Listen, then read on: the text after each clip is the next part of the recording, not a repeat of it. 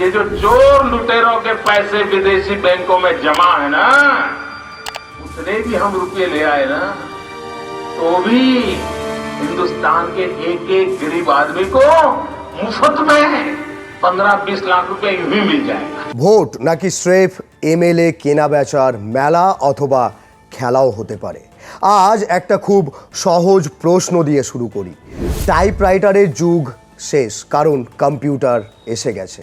ল্যান্ডফোনের জায়গা নিয়েছে mobile phone. তাহলে কি এবার নির্বাচন ব্যবস্থারও বিকল্প এসে গেছে? মানুষের ভোটের কি আর কোনো দাম নেই? আজকাল একটা কথা খুব শোনা যাচ্ছে, বাংলা ওনার চাই। হ্যাঁ, স্বয়ং অমিত শাহ বলে দিয়েছেন, নিয়ম নীতি সংবিধান সব যাক গোল্লায়, বাংলা চাই চাই। আর তার জন্য গত 10 বছর ধরে যা যা করার সবই করছে মোদি শাহের দল। কিন্তু মুশকিল হলো, এত কিছুর পরও গাছে ফল ধরছে না। তাই এবার ময়দানে নামানো হয়েছে বিজেপির প্ল্যান বি। ইডি, সিবিআই, টাকা আটকানো থেকে শুরু করে রাজভবন সব কিছু ব্যবহার করে কিভাবে রাজ্যের পর রাজ্য বিরোধী সরকার ফেলছে মোদি শাহের দল। পন্ডিচেরি থেকে মহারাষ্ট্র, কাশ্মীর থেকে মধ্যপ্রদেশ, মানুষের ভোটকে বুড়ো আঙুল দেখিয়ে কিভাবে শ্বাসকষ্ট সারানোর নাম করে এমএলএ কেনা বেচা চলছে। নির্বাচন ব্যবস্থা কি সত্যি বিপদের মুখে? বিশ্ব টাইমসের এই রাজনৈতিক প্রতিবেদনে আমরা তুলে ধরেছি বিজেপির আসল গণতন্ত্রের নগ্ন চেহারা। সাধারণ মানুষের চোখ খুলে দেওয়ার জন্য এই ভিডিও প্রতিবেদনটি শেষ পর্যন্ত দেখুন, বুঝুন এবং শেয়ার করে সকলের কাছে পৌঁছে দিন। কারণ গণতন্ত্র বাঁচাতে এই সত্য জানা জরুরি, আর আপনি গণতন্ত্র। শুভ দিন, আমি নাসিব আক্তার, বিশ্ব টাইমসে আপনাকে স্বাগত। হাজাবাবা নার্সিং হোম প্রতিটি মুহূর্তেই আপনার পাশে, যেখানে আধুনিক চিকিৎসা ও আন্তরিক যত্ন মিলেমিশে গড়ে তোলে এক অনন্য চিকিৎসা প্রতিষ্ঠান। খাজা বাবা নার্সিং হোম আপনার আস্থার, নিরাপত্তার এবং সুস্থ জীবনের ঠিকানা। প্রথমেই বলি কি এই প্ল্যান বি।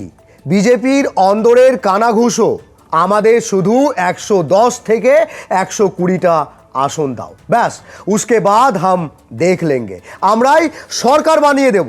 এটাই নাকি মোদিজির আসল গ্যারান্টি বলে কিন্তু আশঙ্কা রাজনৈতিক বিশেষজ্ঞদের। ভাবছেন কিভাবে?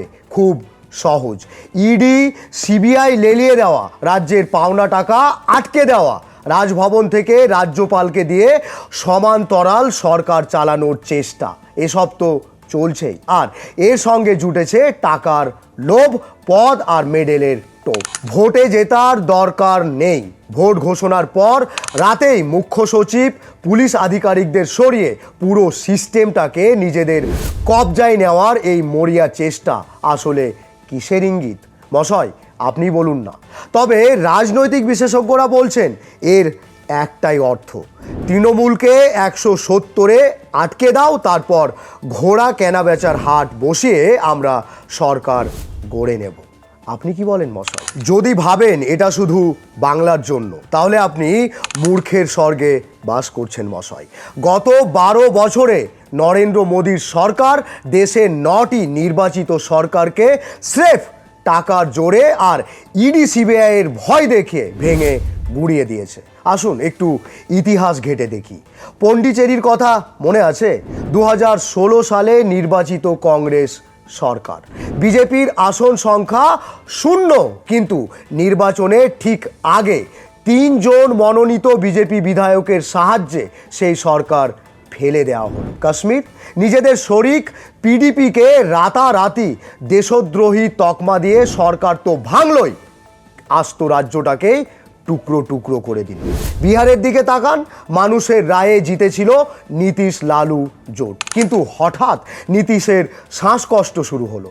বিজেপির মুখ্যমন্ত্রিত্বের গাজর গিলতেই সেই শ্বাসকষ্ট উধাও, মানুষের রায় গেল ডাস্টবিনে। মধ্যপ্রদেশে জ্যোতিরাদিত্য সিন্ধিয়ার বিভীষণ রূপ, অতিমারির মধ্যেই রিসর্ট পলিটিক্স করে নির্বাচিত কংগ্রেস সরকার ফেলে দেওয়ার অভিযোগ।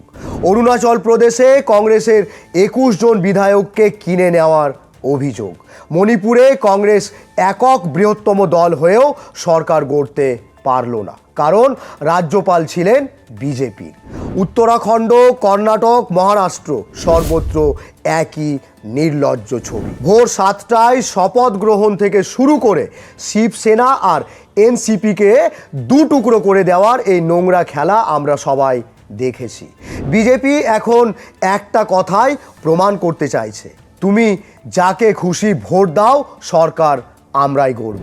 মশাই, আজ সময় এসেছে একটা কঠিন সিদ্ধান্ত নেওয়ার। যদি নেতা কিনে বিধায়ক ভাঙিয়েই সরকার গড়তে হয়, তাহলে হাজার হাজার কোটি টাকা খরচ করে এই নির্বাচনের নাটক কেন? কেন গরিব মানুষের ট্যাক্সের টাকায় এই প্রহসন?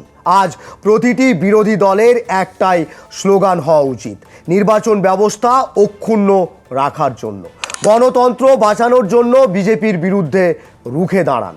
টাইপরাইটার যেমন বিলুপ্ত হয়েছে, বিজেপি ক্ষমতায় থাকলে দেশের নির্বাচন ব্যবস্থাও একদিন বিলুপ্ত হয়ে যাবে বলেই কিন্তু মত দেশের তাবড় তাবড় রাজনৈতিক বিশেষজ্ঞদের। একটা বিষয় পরিষ্কার, ভারতের রাজনীতি বদলাচ্ছে, কিন্তু প্রশ্ন রয়ে যাচ্ছে, এই বদল গণতন্ত্রকে শক্তিশালী করছে নাকি আরও জটিল করে তুলছে? উত্তর দেবে আপনার ভোট, আপনার সিদ্ধান্ত। এই প্রতিবেদনটি শুধু দেখে রেখে দেবেন না।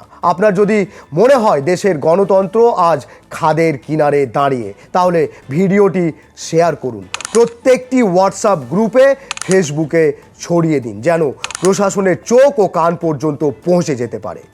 অন্ধভক্তদের চোখ খোলা খুব দরকার। সত্যের এই আপোষহীন লড়াইয়ে বিশ্ব টাইমসের পাশে থাকুন, সাবস্ক্রাইব অথবা ফলো করে। কমেন্টে জানান আপনার গুরুত্বপূর্ণ মতামত। ধন্যবাদ। সুস্থ থাকুন, সচেতন থাকুন। বিশ্ব টাইমস, ফিরবে হুঁশ, জাগবে মানুষ। জয় হিন্দ।